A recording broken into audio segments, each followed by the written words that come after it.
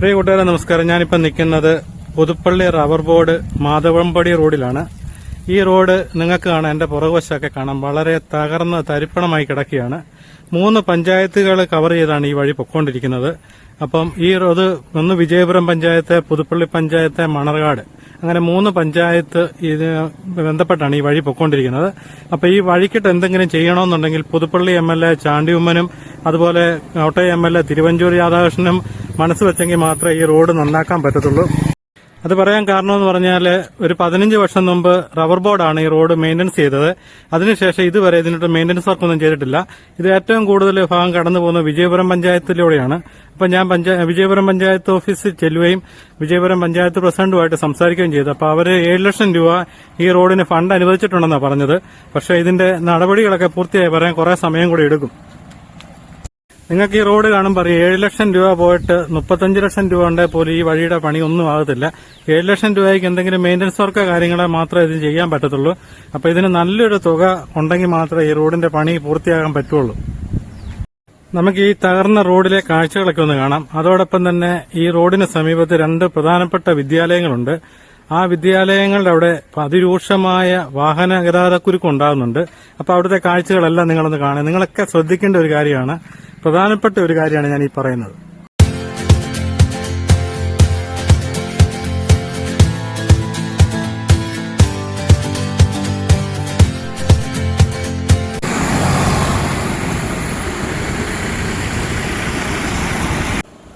ഇത് വടവാതൂർ മാധവമ്പടി.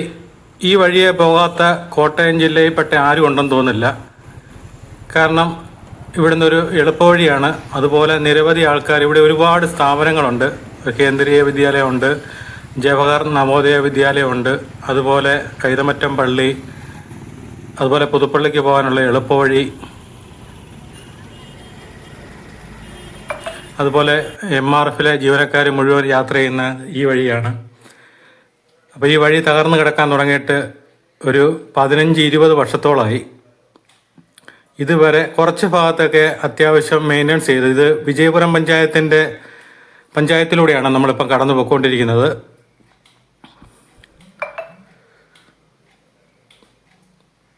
ഇവിടെയൊക്കെ കുറച്ച് ഭാഗത്ത് റോഡിൻ്റെ സൈഡിലൊക്കെ ലോക്ക് കട്ടയൊക്കെ പാകിയിട്ടുണ്ടെങ്കിലും റോഡ് മുഴുവൻ പൊട്ടിപ്പൊളിഞ്ഞ് കിടക്കുകയാണ്.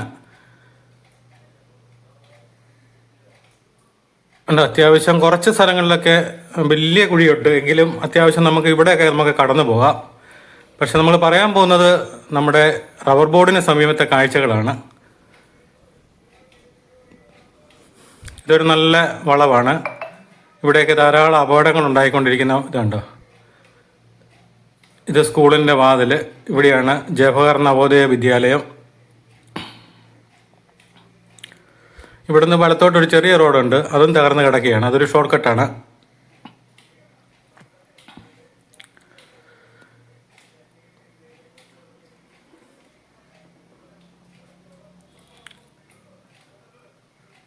ഈ റോഡ് വഴി ഒരുപാട് സ്കൂളിലെ, പുതുപ്പള്ളി തന്നെ ജോർജിയൻ സ്കൂളിലെ, അതുപോലെ സെൻറ് മേരീസിലെ, അതുപോലെ ഡോൺ ബോസ്കോയിലെ, അങ്ങനെ വേണ്ട നിരവധി സ്കൂൾ ബസ്സുകൾ ഈ റൂട്ടിൽ സഞ്ചരിക്കുന്നുണ്ട്. ഇത് കേന്ദ്രീയ വിദ്യാലയത്തിലെ കുട്ടികളാണ്, അവരവിടെ നടന്നു വരുന്നതാണ്. ഇവിടെയെല്ലാം ഒരുപാട് റോഡിനോട് ചേർന്ന് ഒരുപാട് പൊട്ടിപ്പൊളിഞ്ഞ കുഴി കിടക്കുകയാണ്. ഇത് ചെന്ന് കയറുന്നത് കൈതമറ്റം എന്ന ജംഗ്ഷനിലോട്ടാണ്. ഇവിടെ തൊട്ട് സമീപത്ത് ഒരു പള്ളിയുണ്ട്, ഒരു ശ്രീകൃഷ്ണ ക്ഷേത്രമുണ്ട്, അങ്ങനെ നിരവധി ആൾക്കാർ. അതുപോലെ ഇവിടുന്ന് പുതുപ്പള്ളി തലപ്പാടിയിലേക്ക് പോകാനൊരു വഴിയാണ് ഇവിടുന്ന് ഇടത്തോട്ട്. അപ്പോൾ ഈ വെയിറ്റിംഗ് ഷെഡിൻ്റെ അവിടെ തൊട്ടാണ് തകർച്ച രൂക്ഷമായിരിക്കുന്നത്. ഇതിൻ്റെ നമ്മുടെ ഇവിടെ ഒരു നിങ്ങൾക്ക് ഈ റോഡ് തകർന്ന് കിടക്കുന്ന ഇത്രയും ഭാഗം കഴിഞ്ഞാൽ പിന്നെ ഇടത് സൈഡ് മണർകാട് പഞ്ചായത്താണ്. ഈ റോഡ് വിജയപുരം പഞ്ചായത്തിലും, അതുപോലെ ഈ റബ്ബർ ബോർഡ് സ്ഥിതി ചെയ്യുന്നത് പുതുപ്പള്ളി പഞ്ചായത്തിലുമാണ്. സ്കൂളിൻ്റെ വാതിലാണ് ഇതുപോലെ കിടക്കാൻ തുടങ്ങിയിട്ട് 10-15 വർഷമായെന്ന് പറയുമ്പോൾ നിങ്ങളൊന്ന് ഓർത്ത് നോക്കിയേ. ഇതുപോലെ അവഗണന നേരിടുന്ന ഒരു വഴി ഈ സമീപ പ്രദേശത്ത് എങ്ങും ഉണ്ടെന്ന് തോന്നില്ല. രാഷ്ട്രീയക്കാരെല്ലാം ഇതിലെ പോകുന്ന MLA മാരും MP മാരും അടക്കം ഇതിലെ പോകുന്നവരാണെങ്കിൽ പോലും കണ്ടോ, ഒരു സ്കൂളിൻ്റെ വാതിലാണ്. ഇവിടെ തൊട്ട് സമീപത്തൊരു കടയുണ്ട്. ആ കടയിൽ അവരെന്നോട് പറയായിരുന്നു മിക്ക ദിവസവും ഇവിടെ അപകടമാണ്. ഒരു സ്കൂൾ. ഇപ്പം ഇനി ആ സ്കൂളിൻ്റെ കാഴ്ചയും കൂടെ നമുക്ക് കാണിക്കാം. അപ്പോൾ ഇത് എൻ്റെ വിവരം അറിയാൻ വേണ്ടി ഞാൻ വടവാതൂർ പഞ്ചായത്ത് ഓഫീസിൽ ചെന്നു. അവിടുത്തെ പഞ്ചായത്ത് പ്രസിഡന്റ് കണ്ട് ഇതിൻ്റെ വിവരങ്ങൾ തിരക്കാൻ വേണ്ടിയാണ് അവിടെ ചെന്നത്.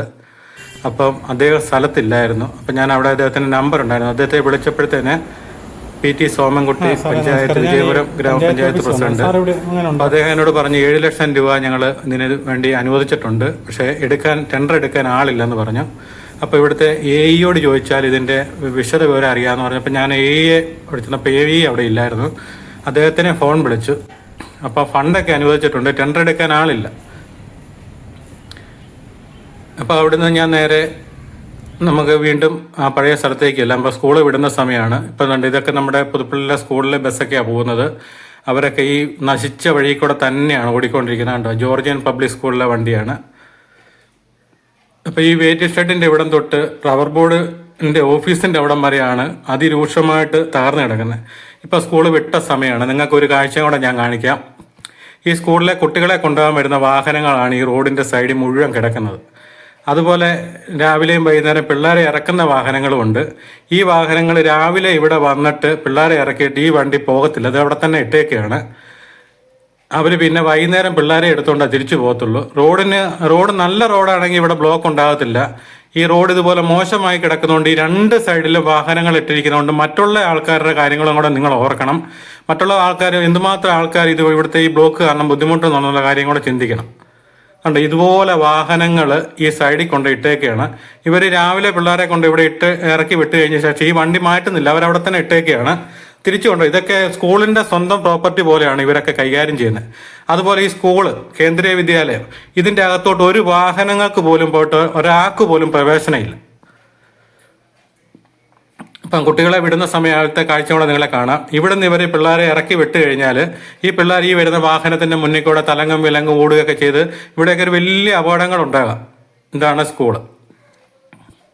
ഈ സ്കൂളിന് 2 ഗ്രൗണ്ട് ഉണ്ട്. അവിടെ കൊണ്ട് ഈ വാഹനങ്ങൾ ഈ പൊതുജനങ്ങൾക്ക് ബുദ്ധിമുട്ടുണ്ടാക്കാതെ ഈ വാഹനങ്ങൾ സ്കൂളിൻ്റെ കോമ്പൗണ്ടിൽ ഇടുകയാണെന്നുണ്ടെങ്കിൽ അവർക്ക് പിള്ളേരെ കയറ്റിക്കൊണ്ട് പോകരുത്. ഈ പിള്ളേർ ഈ വഴിയിലോട്ട് വന്ന് ഏതൊക്കെ വാഹനങ്ങളിലാണ് കയറി പോകുന്നത്, അങ്ങനെയൊക്കെ പോകുന്നെന്ന് പോലും അവർക്ക് അവരുടെ കാര്യം കഴിഞ്ഞു. പിന്നെ ഈ റോഡ് ഇപ്പം വിദ്യാലയത്തിൻ്റെ റോഡായിട്ടാണ് അവർ കരുതുന്നത്. ഇതിലെ വരുന്ന പൊതുജനങ്ങളുടെ ബുദ്ധിമുട്ടൊന്നും ഇവർ പരിഗണിക്കുന്നില്ല.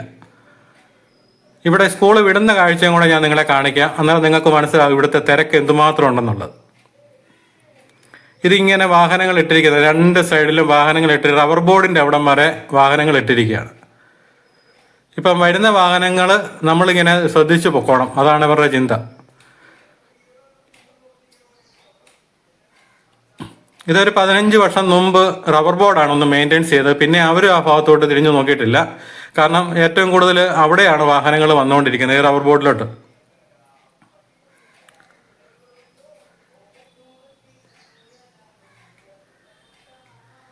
ഉണ്ടോ, ഇവിടം വരെയോളം വാഹനങ്ങൾ, ഈ കുട്ടികളെ കൊണ്ടുപോകാൻ വരുന്ന വാഹനങ്ങളാണ് അവിടെ ഇട്ടിരിക്കുന്നത്.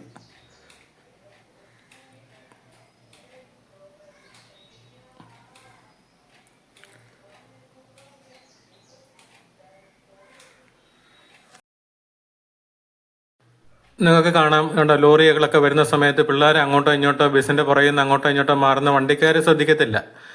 എന്തുമാത്രം അപകടമുണ്ട്. ഇവിടെ ഇവരെ നിയന്ത്രിക്കാൻ ആരുമില്ല. സ്കൂളിൻ്റെ വാതിക്കെ സെക്യൂരിറ്റി ഒരാൾ നിൽക്കുന്നുണ്ട്.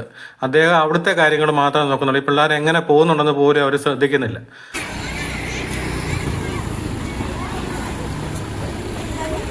അതുപോലെ ഞാനിവിടെ വീഡിയോ എടുത്തുകൊണ്ടിരുന്നപ്പോഴത്തേന് കുറച്ച് കുട്ടികൾ, സ്കൂളിലെ കുട്ടികളാണ്, അവർ തൊട്ട് സമീപത്ത് ഒരു കടയുണ്ട്.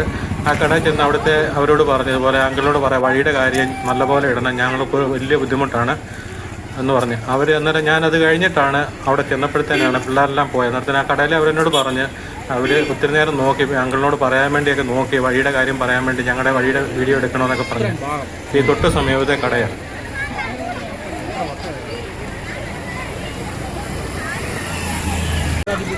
അതുപോലെ ഈ സ്കൂളിൻ്റെ PTA മീറ്റിങ്ങിന് കൂടുന്ന സമയത്ത് പോലും ഒരു വാഹനങ്ങൾ പോലും സ്കൂളിൻ്റെ കോമ്പൗണ്ടിലേക്ക് അവർ അനുവദിക്കത്തില്ല. ആ വാഹനങ്ങളും വഴിയിട്ടിട്ടാണ് പേരൻസ് പോകുന്നത്. ഒന്നാമത് റോഡ് തകർന്ന് കിടക്കുന്ന, റോഡിന് വീതിയില്ല. ആ സമയത്ത് ഇതുപോലെ 2 വശങ്ങളിലും വാഹനങ്ങളിട്ട് സ്കൂളിൻ്റെ കാര്യം മാത്രമേ നോക്കുന്നുള്ളൂ. പൊതുജനങ്ങളുടെ കാര്യം അവർ ശ്രദ്ധിക്കുന്നേ ഇല്ല.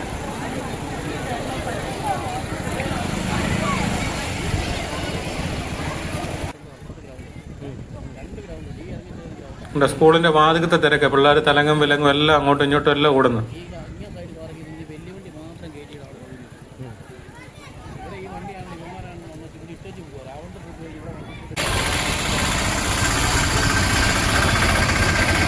ഈ ഒരു സൈഡിൽ റോഡിലോട്ട് ഇറങ്ങിയാണ് ഈ വാഹനങ്ങളെല്ലാം കിടക്കുന്നത്, നിങ്ങൾക്ക് കാണാം. ഉണ്ട്, ഇവിടെ രണ്ട് സൈഡിലും ഉണ്ട്. ഇവിടെ ഇതുണ്ട്, റോഡിനോട് ചേർന്ന് തന്നെ ഈ വാഹനങ്ങൾ രാവിലെ ഇടുന്ന വാഹനങ്ങൾ വൈകുന്നേരം ഇവർ എടുത്തുകൊണ്ട് പോകത്തുള്ളൂ, അതുവരെ അവിടെ കിടക്കുകയാണ്. അതുപോലെ ഇവിടെ ഇടത് സൈഡിലും വാഹനങ്ങൾ കണ്ടോ, രണ്ട് സൈഡിലും വാഹനങ്ങൾ. ഇവിടെ നിയന്ത്രിക്കാൻ ഒരു പോലീസ് അധികാരിയോട് പോലും ഇതുവരെ ഈ ഭാഗത്തേക്ക് വന്നിട്ടില്ല.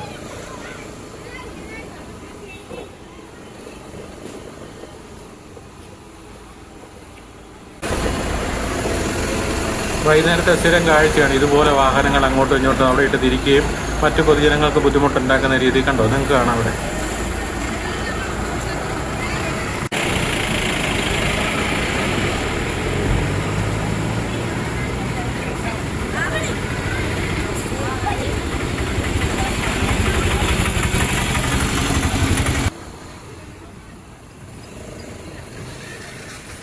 ഇത്രയും ഭാഗമാണ് അതുപോലെ മോശമായി കിടക്കുന്നത്. ഉണ്ടോ, അവിടെ രണ്ട് ഉണ്ടോ വാഹനങ്ങൾ എങ്ങനെ കടന്നു പോകുന്നത് നിങ്ങൾ നോക്കി കണ്ടോ. പിള്ളേരെല്ലാം അങ്ങോട്ടും ഇങ്ങോട്ടും എല്ലാം വിലങ്ങും ചാടുകയൊക്കെ ചെയ്യുന്നുണ്ട്.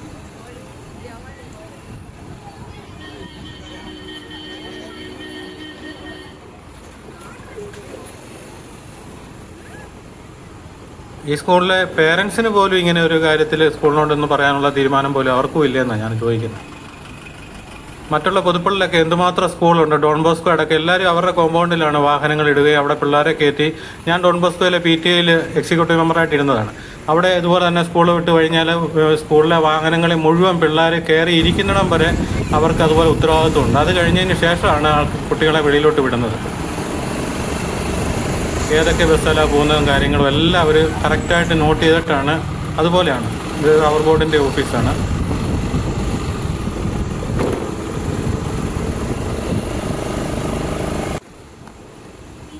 ഇവിടുത്തെ ഈ ലോറി ആക്സിഡൻ്റ് ആയി കിടക്കാൻ പറഞ്ഞിട്ട് കുറേ നാളായി.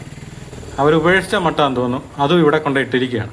ഉണ്ടോ, വാഹനം വരുമ്പോഴത്തേനും അതും പകുതി വഴിയിലോട്ടാണ് കയറി കിടക്കുന്നത്. ഇതുപോലെ അനാസ്ഥ ഒരു സ്കൂളിൻ്റെ പരിസരത്തോട് കാണിക്കുക എന്ന് പറയുമ്പോഴത്തേന്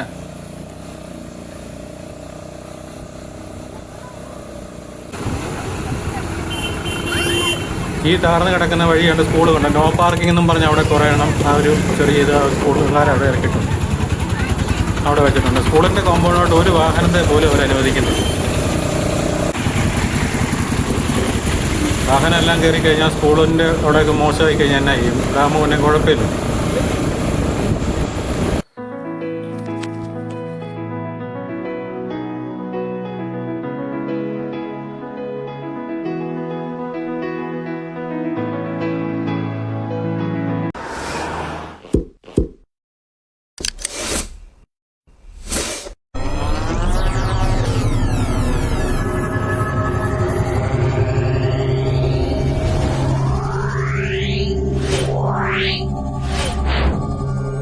Yeah.